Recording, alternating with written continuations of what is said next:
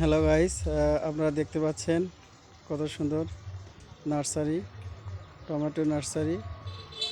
Tomato চারা বোনা হয়েছে। দেখুন কত সুন্দর করে সেটা পরিচর্যা করছে। বিশাল বড় এরিয়া নিয়ে টমেটো চারা বলা হয়। টমেটো চারা এইভাবেই ফালানো হয়। এটা একটু বড় হবে, তারপরে এটা আবার জমিতে নিয়ে লাগানো হবে।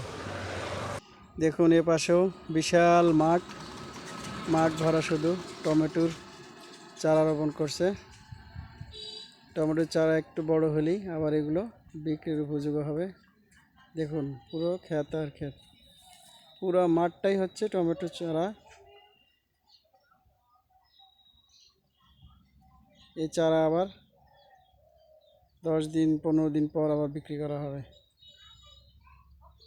দেখুন তারা প্রচুর রোদের ভিতরে তারা কাজ করতেছে। পুরো মাঠের ভিতরে রোদ ভরা, তার ভিতরেও শ্রমিকরা কাজ করতেছে। দেখতে কত সুন্দর লাগছে।